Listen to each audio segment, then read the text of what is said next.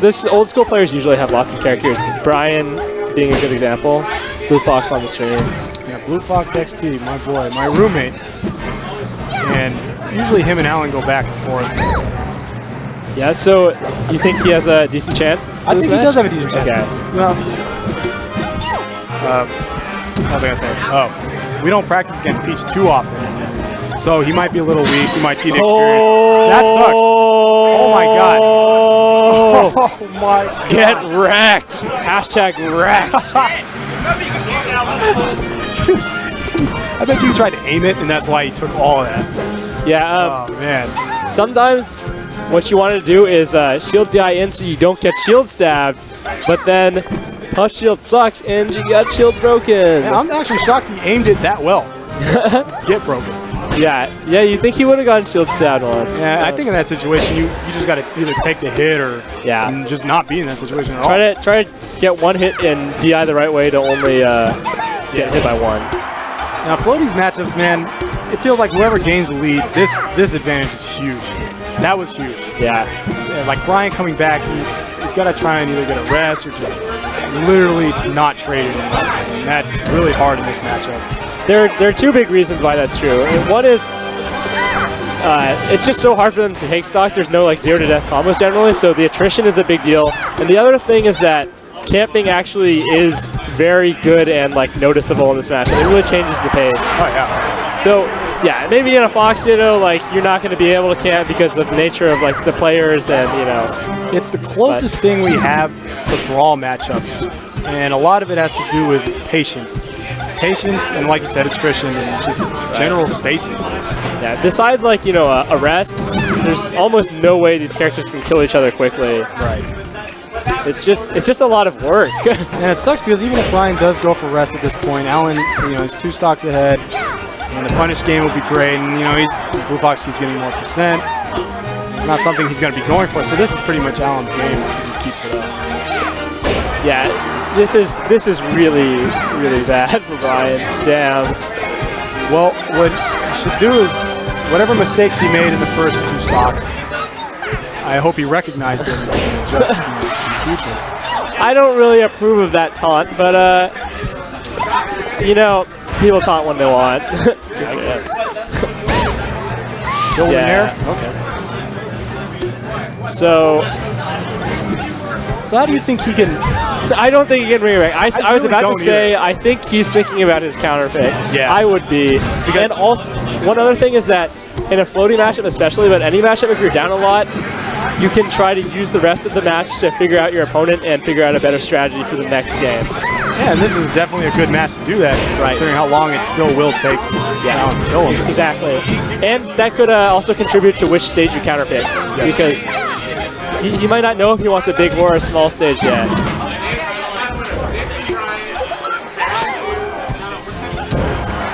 Oh, that was really nice. What do you think he's going to take him? I really don't know. I think it's going to be a 2-0, but it could also, Brian plays a lot of characters. Sometimes he rotates once in a while.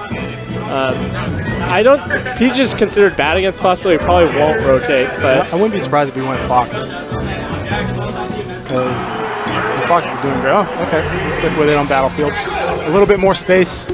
Platforms, I don't know if they really got in the way for him there. I think it was more like Alan just... A lot of the times, if people like Battlefield, it means that all they're thinking is, like, I played like crap, I just need to play better.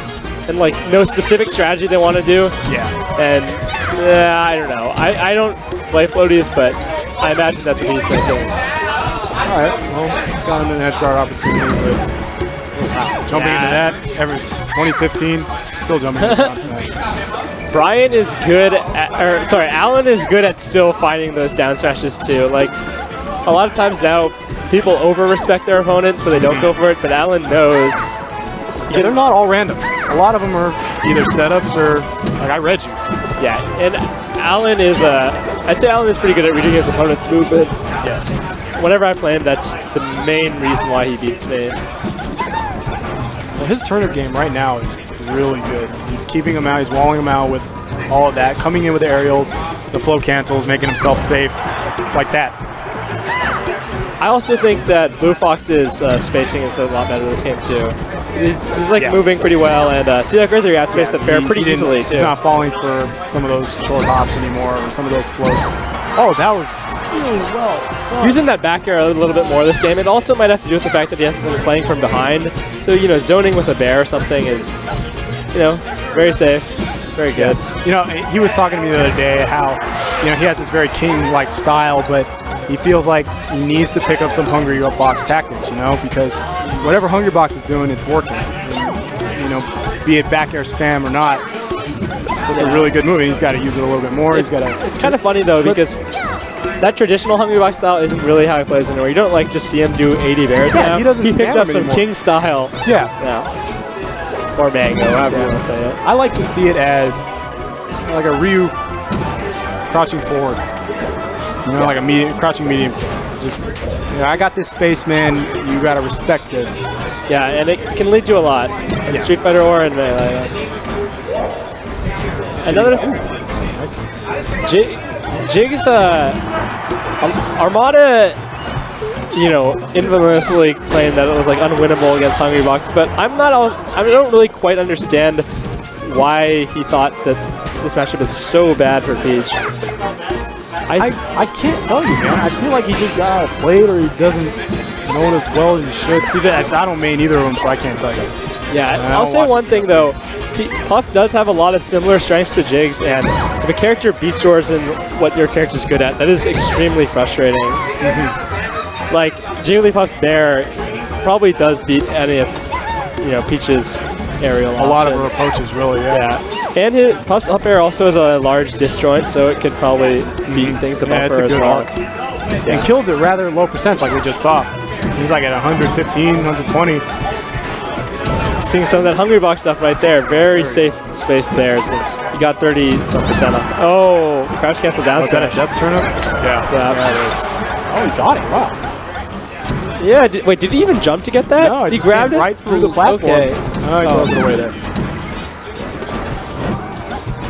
Okay, so get out of there. Oh yeah, no, not that way. But yeah, I'm surprised he didn't just wave dash to the right. The grounded Peach is not that intimidating. I wonder if he just keeps trying to nice turnips. Okay. Oh, good read on the drop. Yeah, but this is gonna take a lot more work. He's gonna go for an up air. Yeah. Oh, he should have gained some more space. He's on the ground. Peach is running away from you. You don't need to approach that hard. Nah, it does seem like Brian plays a lot better when he is not at a deficit. It felt like when he wasn't trying so hard to push it, he was doing really well. Yeah. Oh wow, that grab range was longer than I expected.